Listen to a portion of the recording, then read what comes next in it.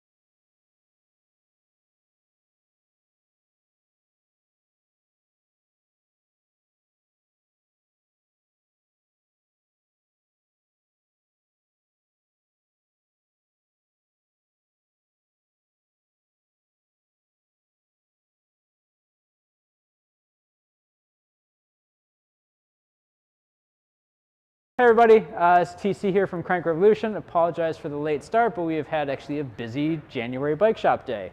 So today we're here to talk about fat bikes, and in the stand here I have a Reed Hercules fat bike. That is the only fat bike that we've been able to procure this winter, and I've got about 10 of them left.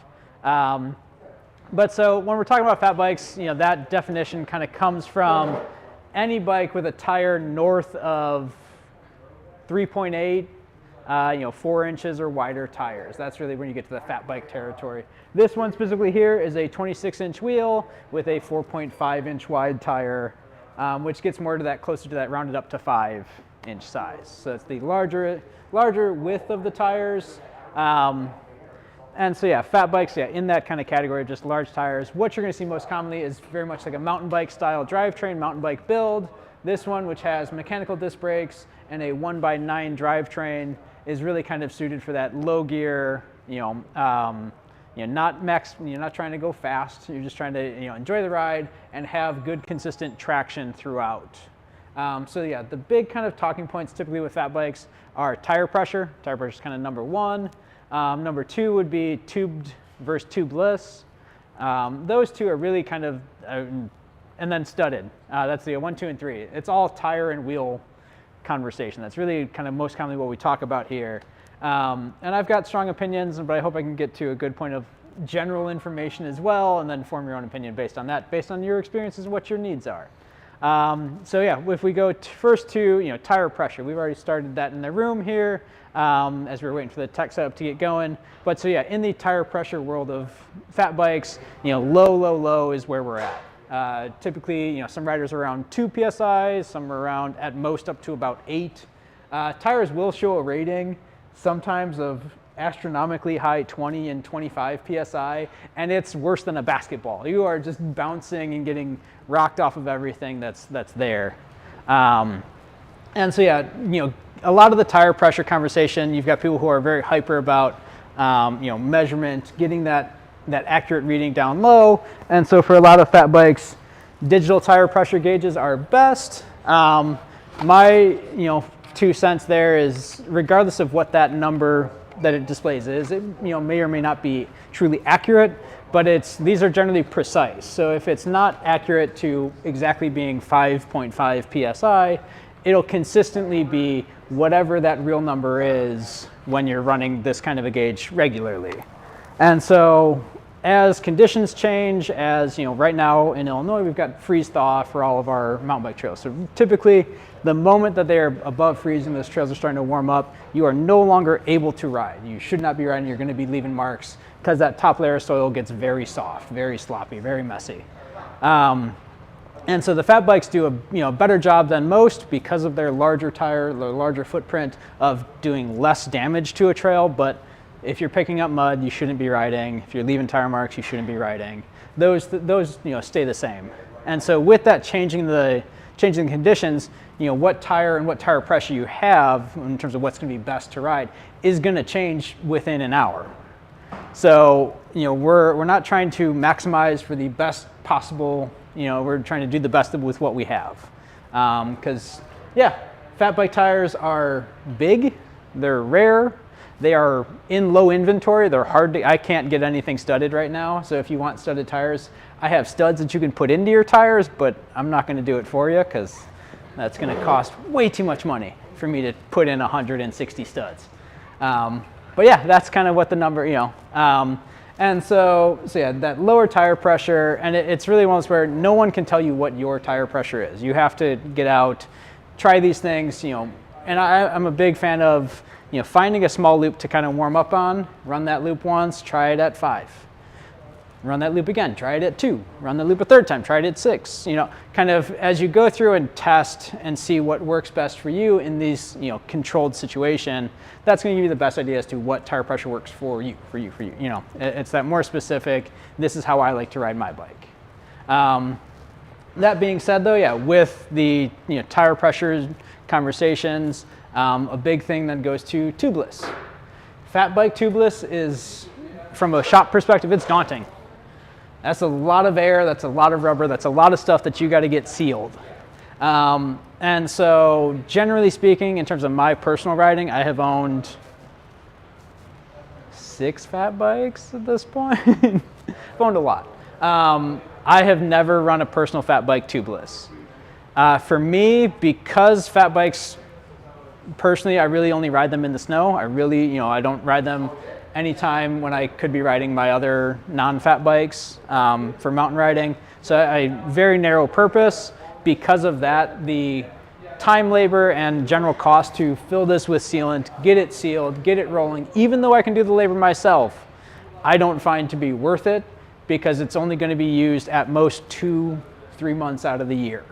It's going to sit for the other 9 months, and that sealant's just going to drop to the bottom, harden up, and then put the tire totally out of balance.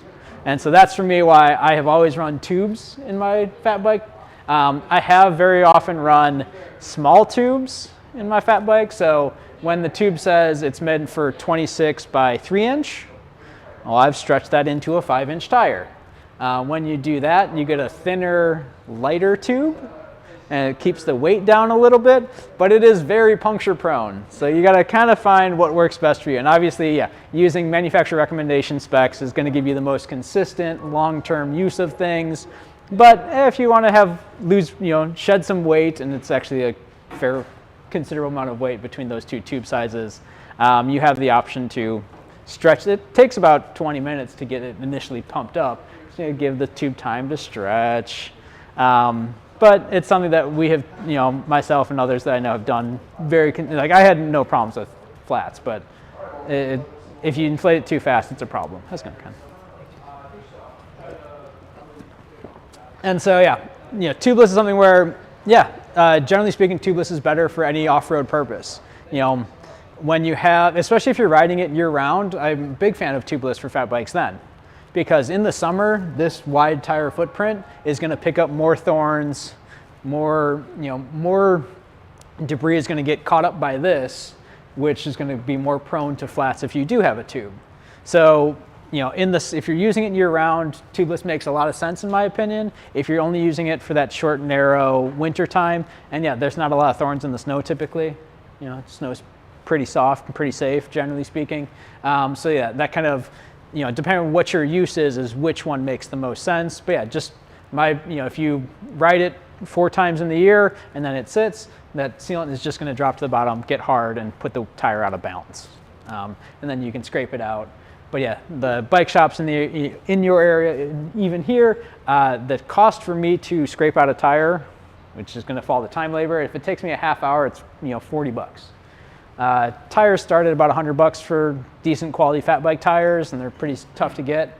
And so you got to figure out which is going to be most cost effective for you, or if you want to scrape it out yourself, because that's not a high mechanic bar to pass, as you just get all the old sealant out. Yeah. So tire pressure, tubeless. Any other questions on tubeless, or like, do I go through those too quickly? Anybody want anything? Mr. Lamb, do we have anything online? I'm not getting any signal back. Okay, we're going to keep moving forward. Other time, kind of a lot of the fat bike stuff for me, especially since it's January, we kind of also look at, wintertime riding accessories.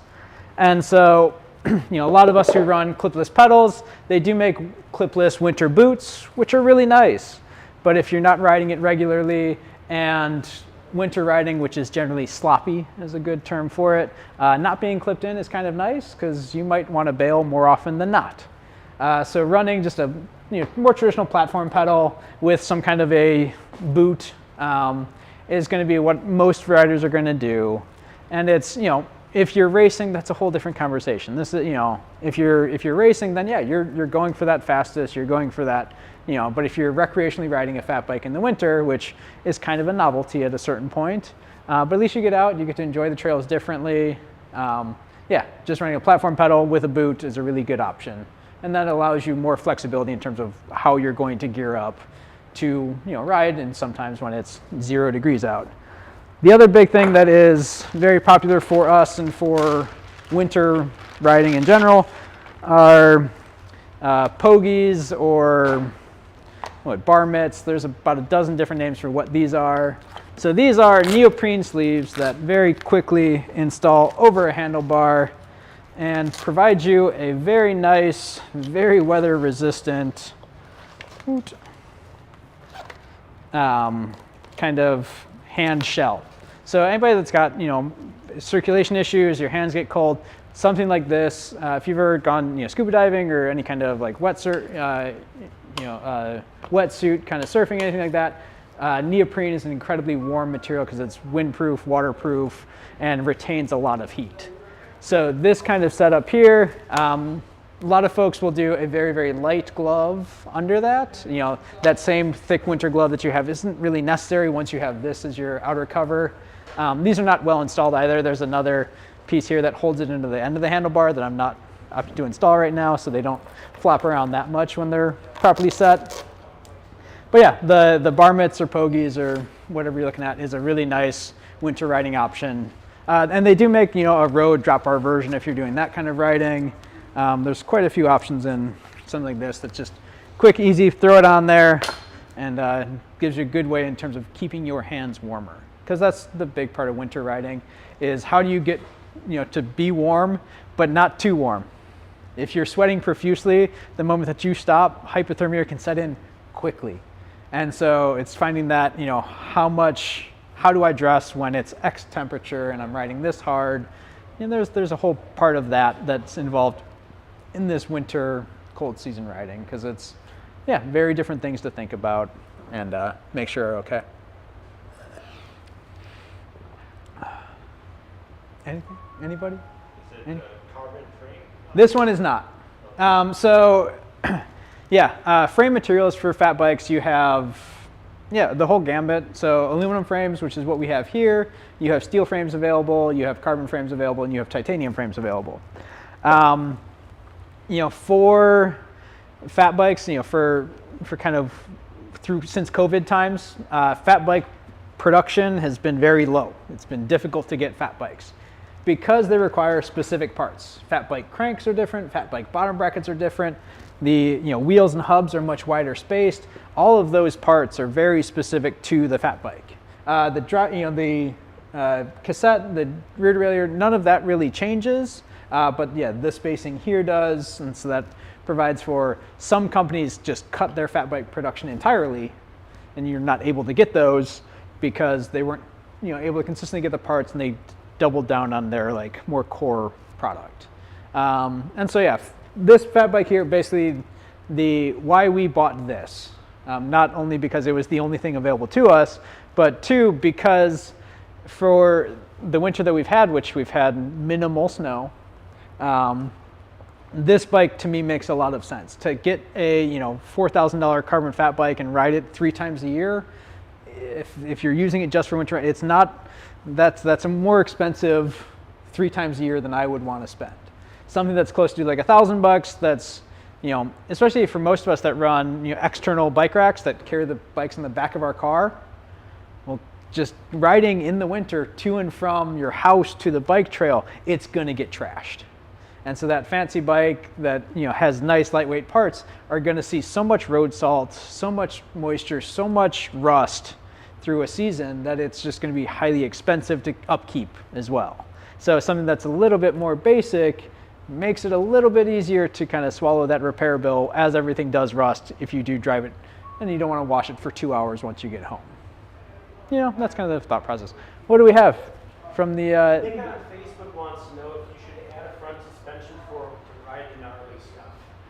And so, yeah, we'll go back to the adage that I started this with. So this here has a rigid fork. There are also a couple different brands, Manitou, RockShox. Those are the 2 most popular that make suspension forks, typically in about 100 millimeters of travel, not much more. And should you add a suspension fork? The answer is up to you. If you feel that suspension fork is going to help you out, great. A suspension fork is going to give you more traction, more control. It's also going to be heavier and more expensive. And it's one more moving part. Some suspension forks don't work well in the hyper cold, because they're suspension parts and they're 2 metal things they're trying to move. If the weather is such, and they used to have, I remember, a -5-degree kit, so that the X fork would not work below 0 degrees, and this one would get you down to -5 or -10. I mean, these things that are difficult in these extreme conditions only become more difficult when you have more complication to it, more moving parts. So yeah, if you are riding in Illinois and you are riding the fat bike a lot and you're like, hey, I want it to ride smoother, cool. Suspension forks are totally a great option. But it's also, if you're not using it a lot and it's not seeing that wintertime hard cold freeze, yeah, it'll move nicely. But if you are in Alaska, for example, so Alaskan fat bikes are a very unique thing. Alaskan fat bikes never have hydraulic brakes. They are always cable actuated, because the hydraulics will freeze. It's just that kind of technology at those temperatures doesn't work. And so you have all of these things that are offset. The Iditarod is a big fat bike event, paired with the dog sledding event, where yeah, the bikes that are used for it are very purpose built. And yeah, you won't see a single hydraulic brake or electronic shifting. These things are just avoided because the more complex mechanisms in the more extreme conditions can cause more problems. So it's that, yeah. Should you? Yes, if you want to, it's great. Is it necessary? Absolutely not. You can ride your bike and enjoy it. But if it's gonna, if it's gonna kind of make your life better and make you ride more, absolutely do it. Yeah. Anybody else? Anything? Ken, do you have anything specific that you want to see tonight? No. TC, maybe you can touch on, a lot of people hold off on buying these bikes because they think it's only for snow, but maybe you can go over all the capabilities and terrains they could actually use this bike and really have a fun time. Yeah. And so if we want to go to a more like sales pitch, it sounds like. But it is true, yeah. So one of the favorite things about working in bike shops is, for the 10 years that I have been selling fat bikes, the moment that you put someone out to go ride a fat bike, they come back with a very big smile, a grin in the term that I would normally use. And so it's just fun. They're fun to be on, they're fun to ride. You have all of the traction in the world. You sound like a tractor. It's just a very different experience. And so, riding fat bikes in summertime trails is a very different experience from a light cross country bike or a hardtail. Those things are very different experiences, and so some people just really enjoy how much traction, how much control, how stable they feel on top of a bike like this. Once you get that tire pressure dialed in, you are glued in, and because it's a rigid setup, you have very consistent power transfer. As long as you're not taking those hard bumps and jarring them, if you're rolling the bike smoothly, you're going to be riding very efficiently. Yes, there is more rolling resistance with the larger tire, but at the same time, you can always ride a fat bike. You can't always ride a road bike everywhere. You can always ride a fat bike everywhere. There is no place that the fat bike will work perfectly on the roads. It'll do everything that you want it to do because it can do the most extreme. That's kind of the offset there. But it is generally a heavier machine. I guess it's been fun kind of going through this process of giving these classes because I see what my internal bias is because I'm a weight weenie.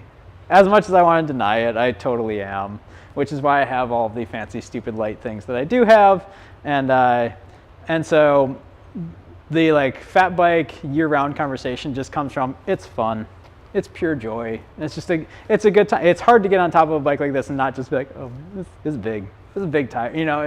It is a fun novelty in itself, but it is an entirely functional and purpose-built novelty at it. Fat bike design over the years has come a long way.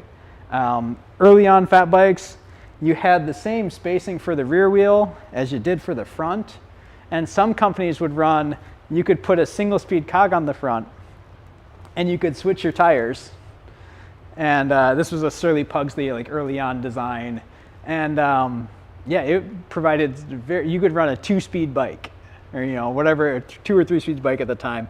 It was strange, but it's something that you could do. And so fat bikes, that's been the big thing is, how wide do the fork dropouts need to be to provide for good stable contact to the tire? A lot of these bikes, and this one specifically, when you are loading and unloading that front wheel, you have to maneuver the tire and the wheel around that brake caliper as it's coming in and out. Come on. It's good and tight, right? So here we can see that, if I go straight down, we are jammed in between. So you got to maneuver that's, just a very, very big, very hefty, not a light. Oh yeah, that's another good one. All right, so we'll pass that wheel around. Everybody get their hands on it. So, one of the things that you'll see that's common in a lot of the fat bikes, and I hope we can see this on the camera, is that the rims are cut out. So these little bubbles right here that I can point out, and am I good or should I do this differently? Boop, boop, boop. So those little bubbles there, that's actually the inner tube inside of the rim strip that's poking out. Let me get this. Whomp. Yeah. And so, so these little cutouts here, that is, we're pushing back directly against the inner tube. So because of the width, which this is either an 80 or 100 millimeter wide rim, because of that width, the strength is already built in, but then it goes to an excessively heavy rim. So by cutting it out and having that gap, that's, nothing's lighter than air, having that kind of a attempt at a lighter wheel. A lot of times rims are single walled as opposed to double walled. This one appears to me to be single walled, but I can't fully tell. But big wheels, big tires, big smiles. It's always a fun way to kind of wrap that together. I don't know. And so the fat bike world, so 26-inch has been the most common wheel size, 26x4, 26x5 is the most common wheel and tire size for fat bikes for 10 years. 27 5-inch wheels, so they're taller, they're a larger wheel, close, and those are sticking around 4.8 or 3.8. I haven't seen too many 5-inch of that. That's a larger wheel diameter, it's a larger wheel size. I'm not sure to say that if it's taking off yet, because they're so hard to get these parts in general. So that a new tire standard may not actually really kind of land just because of the limited ability to get a lot of this stuff. And so, from the more traditional mountain bike world, 29er, has taken over. it's difficult by and large to buy a lot of mountain bikes nowadays that aren't 29-inch wheels. That's kind of the standard, quote unquote. That word doesn't exist in the bike industry, and I don't like to use it, but we're getting there. We're getting pretty close to it. But yeah, so the 27.5 would be a generally faster wheel, better better carry over any root log rock, anything like that. But yeah, I'm not quite sure if the market's going to entirely go that way, just because of lack of availability. And yeah, fat bikes are not the most common bikes, but yeah, they're definitely a lot of fun. Hard to go up hills? And so yeah, so the question is it hard to go up hills? And that's one where, once you get used to it, once you get comfortable putting down pressure, maintaining your pressure on top of the rear wheel, it's not uncommon to, in that hill, lean forward, take all of your pressure out the front and just spin that rear wheel. But with that exceptionally low gearing that it has, as long as you understand how to position yourself on top of that, maintain that tire pressure, maintain the downward pressure on top of the wheel, that's what you need to do to be able to climb consistently, because they're definitely designed to climb up hills in a good, consistent manner. One of the things that I've noticed is really different for me on top of a fat bike relative to my more traditional mountain bikes is the longer wheelbase. So fat bikes are just generally, oh, there goes part of the barrel. Fat bikes are just generally big. And so that longer wheelbase they have over most, more traditional mountain bikes, what you're going to find is kind of more that kind of Cadillac, smooth, very planted feel to it. Not so quick and nimble and twitchy, but more set in it. So with that, it's a little bit easier a lot of times to get that pressure down because that rear wheel is further behind you. Because it's further back there, you can set that pressure a little bit easier with how long that wheelbase is. And that's a pretty, nuanced difference to feel while riding until you've ridden, 50 mountain bikes. So you, in my opinion, start to kind of suss that out as to those minute differences. But it gives you kind of good idea as to how this bike was designed, what it's meant to. And the wheelbase has to be longer because of the tire width and size, and to get these, get the clearance for not having your toe, steadily into the tire here, you've got to push everything further out because of how big that is. Yeah. Jumping fat bikes is very interesting. And that goes to, once again, the long wheelbase, the weight of it.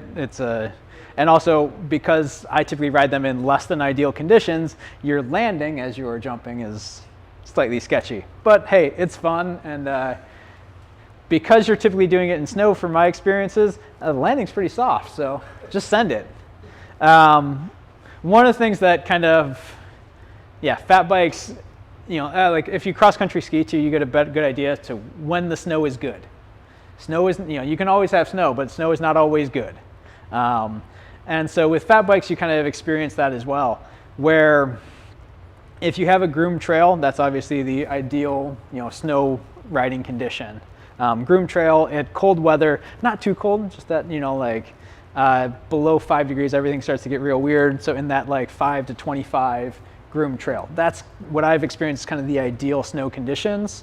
But when you're kind of onto that, things are starting to warm up a lot, you get a lot of moisture, that heavy snow, that can start to pack in and then get jammed in and wedged in places, and then your tires can just lock up because of effectively debris. But also if that top layer gets soft, you can start to slide and skip.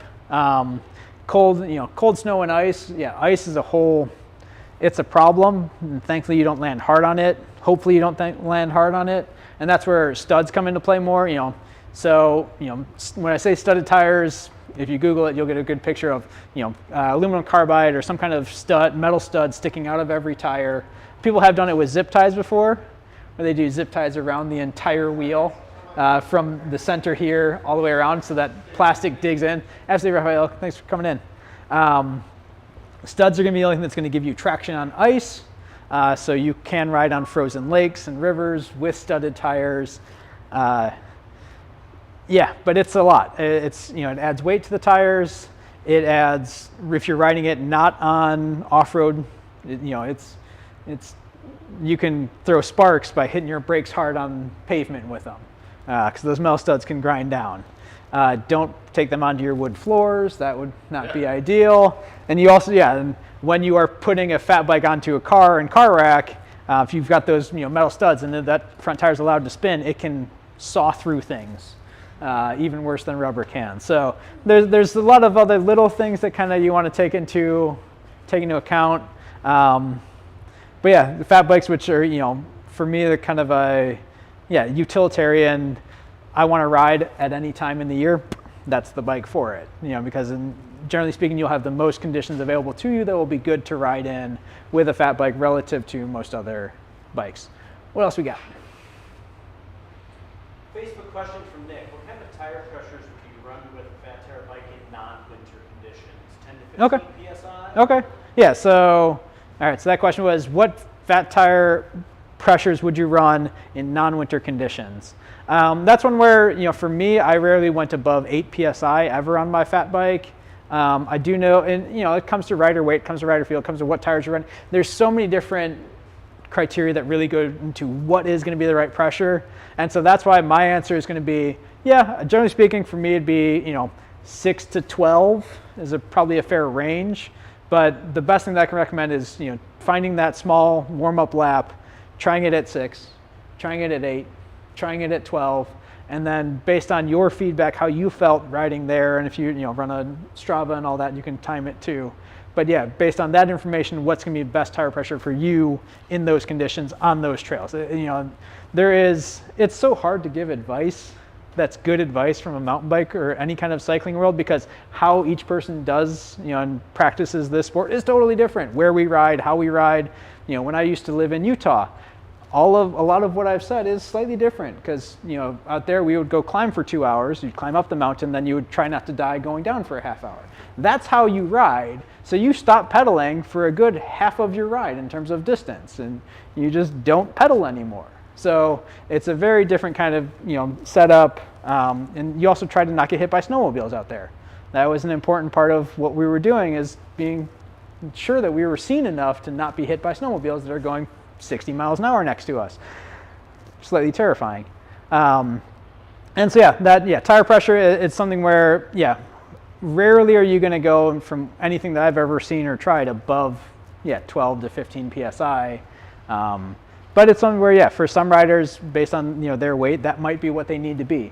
The larger tires, the 4.5 inch or 5 inch tires, you're going to run at a lower pressure relative to the narrower tires, and that's just about bottoming out, possibly damaging that rim, and getting that tire to kind of flatten out and get good traction. The tire size is going to be a part of that as well, along with the wheel size too. The larger wheels, you would typically run at a slightly lower pressure relative to the smaller 26-inch wheels. Lots of tire pressure. It's tire pressure.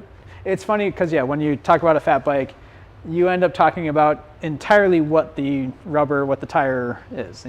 That's the frame material.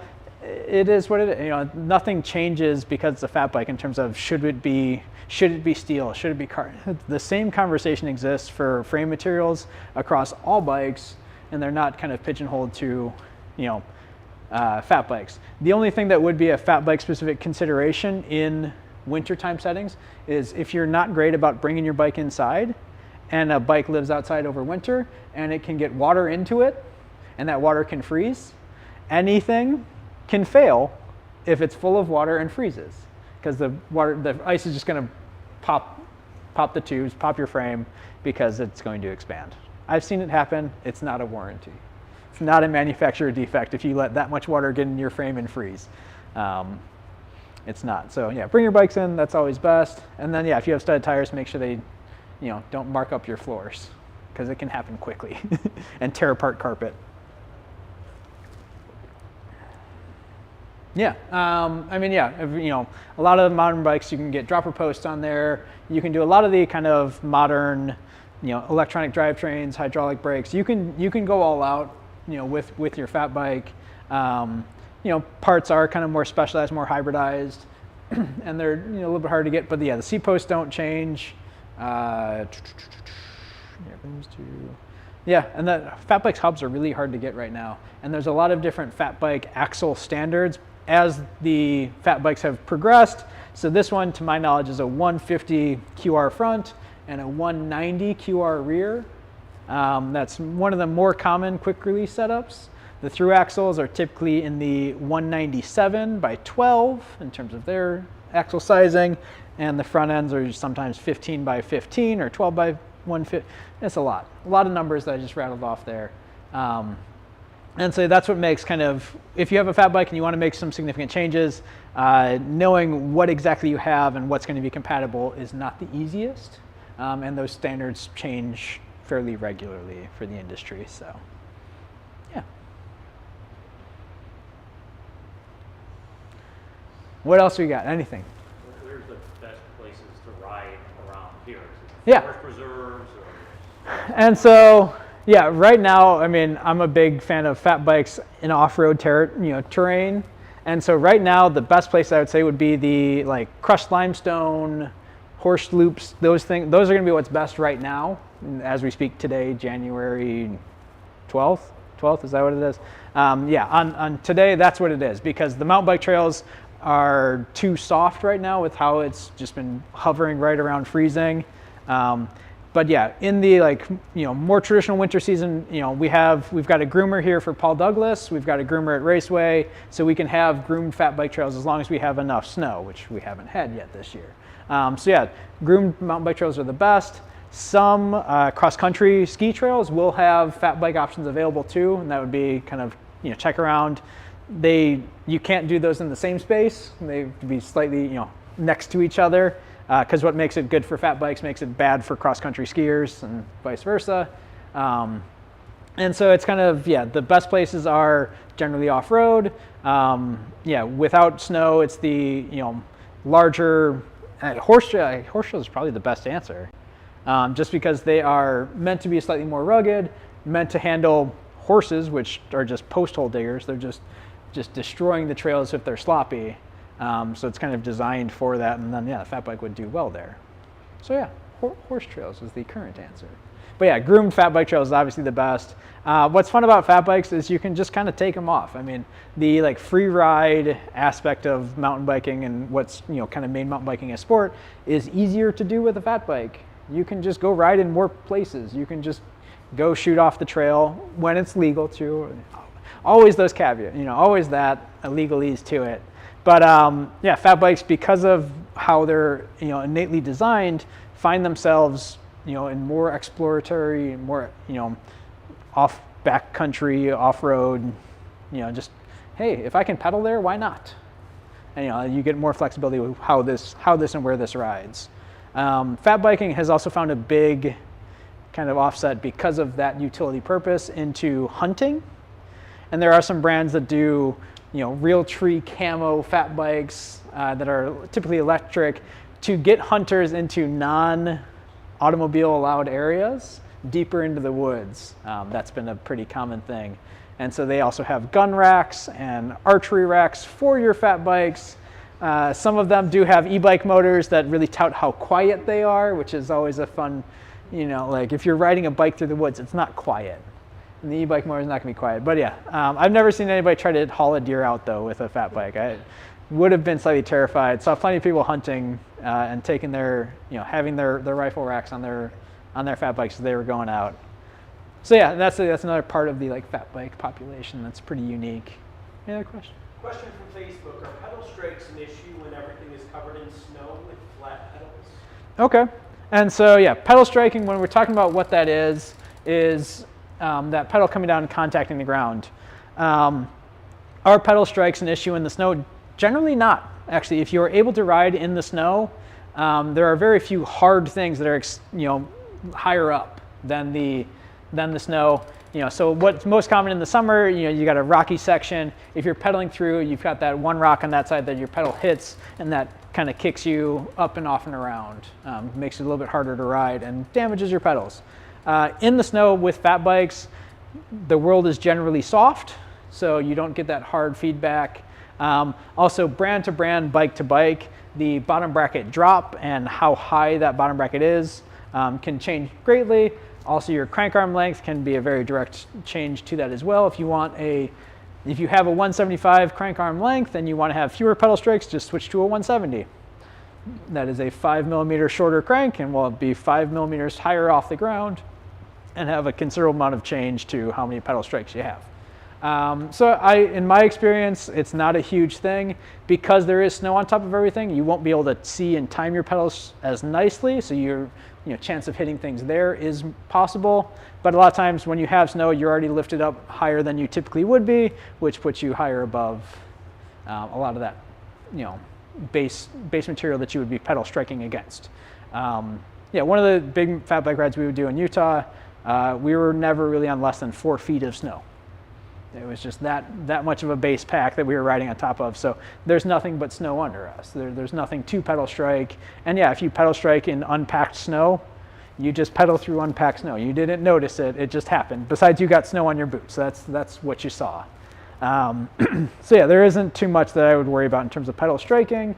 And yeah, if you do some of the more radical conversions that people have done to make things as fat as possible, then you'll start to see some generally larger issues. But yeah, it's not all that common from my experience. Oh, I'm starting to lose my voice here. Oh, we got 5 minutes. Okay, cool. I can start to lose my voice then. But yeah, that's kind of, unless we've got more questions from the Facebooks, and unless we get questions here, I've covered, obviously any questions, just let us know. We're here to get more people on bikes and more people on bikes throughout the year, because we feel that more people riding bikes is a healthy and good thing for the environment, community, individuals, all of that thing. So yeah, let us know how we can help. We do have, like I said, about 10 of these fat bikes across all of their sizes available for demo. So if you want to try one out, just come by the shop. We'll point you to the trails if the trails are open. If the trails are not open, we're going to recommend that you don't ride there. But yeah, if you want to try it out, because yeah, it's a weird experience, but it's a lot of fun. And yeah, you'll have some folks that will never ride another bike but a fat bike. And some people are just uniquely fat bike riders. We were talking about one of our local guys who puts in miles upon miles at an ungodly pace only on a fat bike. And that's what he rides, that's what works for him, and that's what he enjoys. And he is very talented at it and very fast at it. So it's something where, yeah, all of us experience and work at this sport differently. And yeah, this is fat bike's just another tool in the tool chest, another tool in the tool wall to expand how you want to ride, where you want to ride, what you want to ride. Yeah. Next clinics are going to be 2 parts on e-bikes. So one's going to be kind of more rider and rider experience. One's going to be more kind of tech and tech heavy. So that's where we're going to go to after this. And then yeah, anything else that people do want to see, please let us know. This is a free-flowing, local community curriculum. So whatever you want in the area, that's what we should be doing. And if you're going to show up, that's why we're going to do this. Continue to do this. So thanks for showing up, everyone that did. Thanks for showing up online, everyone that did show up. Please keep the live streams coming. That's going to be a fun kind of pivot for us in the future. We're going to do more of that. And yeah, hope everyone enjoyed what you heard about fat bikes. And yeah, it's rare that I have a clinic where I don't really turn any wrenches. I just sit here and turn things back and forth. But yeah, but this is a lot of what makes this unique machine this. So thanks for showing up, everybody. Yay.